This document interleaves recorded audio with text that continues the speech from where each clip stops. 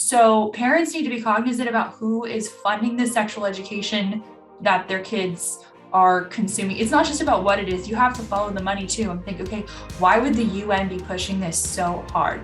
Why does the UN want to plant seeds that pornography is acceptable for young children?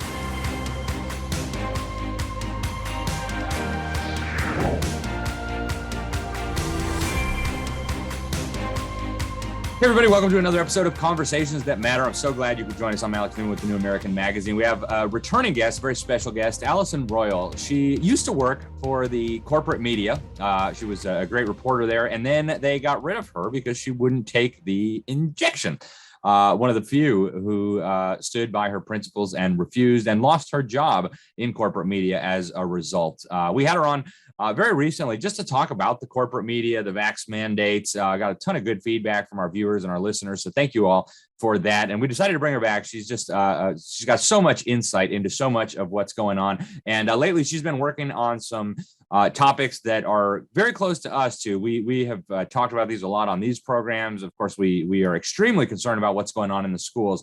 And Allison has been digging into what is going on in the state of New Jersey with what I think is dishonestly called sex ed and so on. Allison, thank you so much for joining us. It is wonderful to have you back. Tell us what they are doing in New Jersey that caught your attention. Well, great to be back, Alex. Thank you for having me back. So New Jersey, some schools there use a sex ed provider called Amaze that I understand you're familiar with too, but it's not just some schools in New Jersey that are getting their sex ed through this digital education provider called Amaze. There are schools all over the country and all over the world. Pretty much every continent in the country uses this. We're talking 700,000 students in the United States, according to its annual report. And it has these digital toolkits, videos, lessons that are used, and they have different lesson plans for kids of different ages, as you might expect, like what you would teach a really young kid versus a high schooler. It would be different curriculum, but some of the things that came out of it were surprising. I think the biggest is, first of all, how it gets its money, but second of all, is there was a sex education video for elementary school students that was getting a lot of attention online, and it was talking about pornography. And the question was, is it normal to watch porn? And the answer was yes. Is it normal to watch porn? Hashtag Ask Amaze! Yes, it's normal. Lots of people watch porn. After all, it's right there and it's free. It still prefaced it with that porn is unrealistic and it's somewhat like superheroes, things are exaggerated, and real sex is very much not like pornography. But you're also telling young children, is it normal to watch porn? And the answer is yes. And these are not consenting adults. I mean, we could dive into the ethics of pornography and the fact that a lot of these people are sex trafficked anyway, but assuming it is completely legally made, I don't know how much of that like realistically exists. But if you want to make that argument, is this acceptable for young kids? And should we even be planting the seed? So I looked into who's funding Amaze, and Amaze is funded, its fiscal sponsor is this company called Advocates for Youth, which makes a boatload of money, takes a ton of money from taxpayers for government grants. And not only that too, it's primarily receiving money from Planned Parenthood, different Planned Parenthoods all over the world, and the UN. And anything that the UN gives money to, I'm suspicious of, rightfully so. Yeah, and I can't say I blame you. And yeah, I've seen some of these videos that you're talking about, and I would say these videos, under the traditional definition of pornography, these videos themselves are actually pornography. I mean, yes, they're cartoon images, but they full-blown, images of genitals and sexual activity. And folks, these things are being presented to children, to little children. And remember, this is the government, right? If a parent wants to introduce their child to porn, okay, I think you're a very bad parent, but that's one thing. But to have the taxpayer-funded schools doing this is a whole nother issue. When is all this set to roll out, and what kind of response is there in New Jersey? Have you been monitoring, what parents are doing, what lawmakers are saying? What's the reaction there? So I spoke to a state senator there named Holly Shapizi, and that's in my story that's on my Rumble channel. And she had some big concerns, and some things that she said that, struck a chord with me. As she goes, I have two kids and I'm very open with them. I'm an inclusive person. But I think we also have to realize that these are children that we're talking about, and this content needs to be appropriate for children and tailored to children. And maybe that's not the case here. It's set to roll out in the beginning in, I believe, September of this year. There's been a big fuss over it. Their governor Murphy, he gave what I felt like was a very, he gave a kind of a non-answer when he was asked about it. I mean, you've played this game before too, like politicians, they give half answers. The Department of Education in New Jersey says that it is not giving any money directly to Amaze. It doesn't have a state partnership with Amaze, but I think we have to think bigger than New Jersey, because whatever state you're in, there are teachers that are getting their sex ed through this because it's easy. They have the lesson plans available online. It's already paid for and funded and written out for you. And it's not just that. These videos are primarily on YouTube, and YouTube content that is designed for kids. It's a kids YouTube channel that has all of these sexual education videos, including that one about pornography. So you can just play it. If your kid's still going to school through Zoom, it's really easy to just have your kid click on a link. But the fact that it is so accessible to children is also part of the concern and part of the irony. I mean, I also looked into sexual education in California, and there's a company that some people are using that it teaches children to masturbate using food. I don't know if I can say that, but which is ironic. Seeing those videos. Yep. Yeah. And I did a whole in-depth report about that, the amount of lobbying money and taxpayer money that is going into that, and that it's receiving government money, $19,000 in fact. And I mean, Amaze is making way more money than that company made. So parents need to be cognizant about who is funding the sexual education that their kids are consuming. It's not just about what it is. You have to follow the money too and think, okay, why would the UN be pushing this so hard? Why does the UN want to plant seeds that pornography is acceptable for young children? Or, you know, I don't have children at this point in my life, but I would not want my 9-year-old watching porn. No question. I don't think that should be controversial. Yeah, right. You would think, I mean, a few years ago, none of this would have been controversial. And yet now you got raging mobs out in the street. We're going to teach our kids whatever we want. And it's such a problem. I mean, I wrote a paper in college, and I did take sexuality studies in college, but like I was an adult. And I remember one of the things that we had to study was like how porn is impacting the brain of young kids. And at the time, this was probably like 7 years ago, it was talking about how the average American starts watching porn regularly at 11 years old. Now it's even younger. Now it's like 9 years old. I remember being so innocent when I was 9 years old. I remember I had to Google baby birds for a project, and or chicks instead of baby birds, and it came up like hot chicks. And I remember like running to my mom all scared, like, Mom, what are chicks? Oh, wow. And now kids are just like normally exposed to that, and that's replaced. I mean, that's going to develop their brain. That's going to set a script in their mind forever. Yep. It's so true. And, this battle's been raging in New Jersey for a long time. I actually went up there to speak a few years ago for a wonderful group up there, Protect Your Children. They had a conference with, some state senators and some politicians and some other people. And they keep pushing, right? They keep pushing and pushing. And I wonder too, you mentioned that Planned Parenthood is tied to this Amaze group. I wonder if there's not a financial conflict of interest there, because these videos, these programs are out there getting kids fornicating, having all kinds of sex. And then, we're pregnant now, we need to go have an abortion. So Planned Parenthood is raking in the big cash. Planned Parenthood, of course, founded by a racist and a eugenicist. What do you think about what's going on in Florida, Allison? Here it's been a raging controversy because our governor banned, and our legislature banned in state law teaching children K through 3 about homosexuality, gender, all this transgender LGBT stuff. And for some people that's controversial, although it seems to be pretty popular with Democrats. What are you hearing about that? I think the controversy is in the fact that somebody decided to give it a catchier name that rhymes, and that's what caught on. It's called the Parental Rights and Education Act, but you wouldn't know that if you just turned on corporate news. You would think there's a real bill called the Don't Say Gay bill. If you're listening to this and you don't know better, I forgive you, but just to set the record straight, there is no such thing as the Don't Say Gay bill.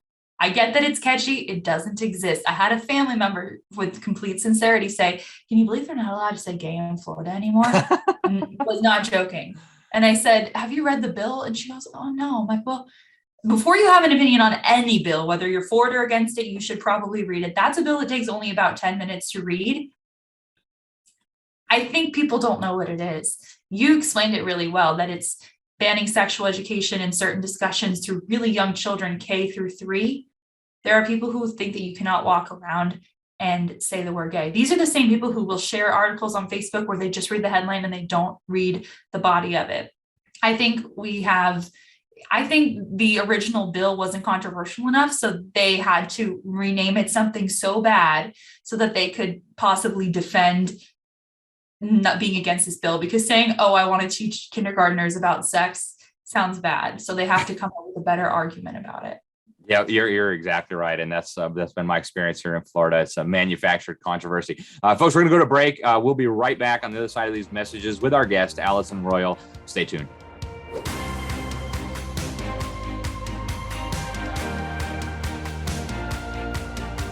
What are your thoughts on just the media coverage of this whole issue? That, parents are upset and the sex ed is in the news. What are your thoughts on how the media has handled this? For the most part, irresponsibly. I think that even calling it a name that it isn't is irresponsible and misleading. I get that Don't Say Gay is catchy. It rhymes. It sounds like a song. It's not true, though. You should be calling it the Parental Rights and Education Act in Florida. You should be quoting the bill and referencing it. You should have a link to it in your web article, but we're talking about a fictitious bill that doesn't exist. And I think that's the issue. So when you see a reporter, sometimes in Florida, I've seen reports I worked for a company called Tegna, and they have 2 stations in Florida. And I've seen reporters call it, sometimes called the Don't Say Gay bill. You are giving oxygen to something that doesn't exist. Look, if you're against the bill, you have every right to be, but the media coverage of it has been misleading by you're making up a new bill is kind of what it sounds like. And, they'll play sound bites of people at these rallies who are against the bill, who will talk about, how it's oppressive and it bans free speech to not be able to say the word gay, as if that's an actual piece of legislation that's making its way and was passed in Florida. It's not sincere. It's sensationalism. And we're not going to see the end of this, especially now that Elon Musk bought Twitter. We're going to see people cracking down on, quote, misinformation hard. We're going to see people in different states try to introduce legislation to try to combat this and make sure that, only real doctors and real scientists and only real information can be out there. Because now that Elon Musk, I've seen his name be just totally dragged through the mud the last few days. But remember this conversation with Alex and me, because it will age well. That's what's happening next. I guarantee it. You are absolutely right, Allison. And I've been looking at Barack Obama's Twitter feed and Hillary Clinton's Twitter feed and this new EU law banning illegal content and fining the big tech companies if they don't shut down whatever the EU claims is illegal. And you're absolutely right. That is where this is going. What do you think when they're talking about misinformation and disinformation? What do you think they mean? Because they've actually called some of our articles at the New American misinformation or disinformation, and then we've been proven correct. In some cases, they've even had to back down. But what do you think they mean when they talk about misinformation or disinformation that they want to get out of our discourse to promote, as Hillary Clinton put it, global democracy? Well, she's a piece of work. I say that as an independent. Like, I'm not a Republican. I'm not a Democrat. But I mean, if you want to talk about the UN, connect the dots and go down a rabbit hole and look into her, the writing's on the wall. I'll just put a pin in that. But anyway, when you're talking about misinformation, you're talking about whatever big pharma has classified as misinformation. I remember when I was a corporate reporter in San Diego, we gave a ton of news coverage to why the beaches need to be shut down. All the mayors in all the different cities in San Diego County and the county supervisors closed all the beaches because a scientist at UC San Diego said that COVID could spread in the water to surfers, and a surfer 60 feet away, you could give COVID to them, it would spread through the wave to the salt water, it could give them, and it could kill them. And that people could just start dropping dead on the beach on their surfboard. There are still news articles up that they haven't done enough damage control to take them down, which I kind of respect, but I also would probably do a cleanup operation if I were them. The San Diego Union Tribune and a bunch of news stations in the area still have them. That now is considered misinformation. We know that just isn't true. However, yesterday's information could be tomorrow's misinformation and vice versa. So having penalties for it is ridiculous. It's whatever Big Pharma says. People used to tell me that vaccinated people couldn't spread COVID. And so when someone tested positive, they would say, why aren't they vaccinated? I know triple vaccinated people who have been diagnosed with COVID. That's now been proven to be misinformation. However, if you said that, I'm sure HR would have something to say about it. So I think the reason the New American has had criticism is because you all probably don't take the kind of money from big pharma that these news corporations do. Yeah. And then we experienced that. We had YouTube take down a bunch of our stuff. We were interviewing leading international doctors and scientists, people who were at the top of their field, people who everybody recognized as top experts. And then suddenly they said something contrary to the narrative that in retrospect was absolutely correct. And boom, YouTube strike, boom, Facebook censorship, fact check, whatever. It truly has been amazing. Allison, we've only got a few minutes left, and I know you're working on a big story about the food processing plants. I've seen a lot of chatter about this over the last few days, last week or so. We had Joe Biden come out and say the food crisis that's coming is going to be real, was his term. I don't know if he was off script or if that had been planned out in advance. With regard to food shortage, yes, we did talk about food shortages. And it's going to be real. We have Tucker Carlson, the top cable news host in America, warning that food shortages are coming. And now we've got news reports from all over the country showing these food processing plants that have been catching on fire, airplane crashed into them, welding accident. What have you learned about this story so far? It's suspicious. We don't have a definitive cause, right? My gut tells me that these are all connected, but I don't have proof for that at the moment. Nonetheless, this should be on your radar because this is happening all over the country. Salinas, California, then over in Georgia. Just if you look at a map, you can start connecting the dots. So I interviewed somebody who I think a producer for Tucker Carlson actually got the idea from, Dr. Benjamin Braddock. That's an alias that he uses, but he tracks these instances all over the country and looks at the domino effect of it. And we have to think about what this is going to mean for the world food supply. And then when this starts happening in other countries, are people going to start migrating to the US even more so than they are right now? Do we have the ability to take that influx of people? And then we have more people who need to be fed here. It is a giant rabbit hole that you could go down forever. But I think the main takeaway is watch the story. I'm publishing it soon. So that way, subscribe so that way you're notified when it's published. But that way you can see, is this happening in my town? And then maybe look into it. That's kind of a suspicious fire. Why do two different planes have crashed into food processing plants in the last couple of weeks? That's not something that happens too often, is it, Alex? People need Sounds to be very cognizant. unlikely. Yeah. And then also the other thing is, even if you're not this experienced farmer and rancher, we all should probably start taking steps to be a little bit more independent when it comes to our food supply. Even if you just have an apartment where you only can have a little square of grass, start growing some berries or some sort of fruits or something. Start getting yourself familiarized with, just start growing one thing. I went full-blown conspiracy theorist with my parents on this, and they went and bought some canned food. Thank goodness. One thing I said actually resonated with them. Grow some berries in the backyard. Like, you can just start taking baby steps, so that way it's not this rude awakening and we don't have the toilet paper shortage times 100 when stuff hits the fan. Yep, absolutely. Good advice there, Allison. I couldn't agree with you more. Before we go, what's on your radar? What's coming down the pike? Any big stories that you're watching, monitoring, aside from the food crisis? Any sneak previews you can give us of what's coming in the future? Oh, yeah. If you live in LA County or know someone who does, I have a story that a whistleblower actually gave me the information on initially. I am so excited to publish this story. We're talking about billions of taxpayer dollars that have gone to an incredibly suspicious organization that has ties to genetics testing in China. Whistleblowers are the best. I mean, obviously that gave me the initial idea, and then I started looking in from there. It took me 2 months to get the public records that I wanted for this, and I just got them about a week ago. And even if you don't live in LA County, we need to be holding our public officials accountable. I mean, whether or not you think elections are legitimate, they are in power. How they got in power, I think we could talk about that for days. These people are running away with your hard-earned money. And if you don't hold them to some sort of standard, they're going to get away with it. Absolutely. I am intrigued. And if I wasn't already subscribed to your channels and your Twitter, I'd be doing it right now. Allison, what's the best way for people to follow you on the internet? Thank you. So on Twitter, I'm Allison Royal TV. That's Allison with 2 L's. And then my Rumble channel is linked in my Twitter bio. But if you just search Allison Royal or Allison Royal New School News on Rumble, you can find it. I'm not really on YouTube because, as you've mentioned, YouTube is not controlled by the best people and is not a free speech platform. That's not even an opinion. It just isn't.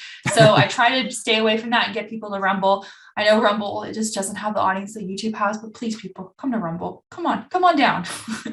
Absolutely. Allison, thank you so much for joining us. Always a pleasure. We'll be sure to get you back soon. Thanks again. All righty, folks. That was Allison Royal, independent journalist extraordinaire. Thank you for tuning in. I'm Alex Newman. This is Conversations That Matter for the New American Magazine. We so appreciate you. Go to our website, thenewamerican.com, hit that subscribe button, get our print magazine, get signed up for our free daily headlines. Go to our Rumble channel, sign up there for more awesome content like this with newsmakers, opinion molders, and just interesting people.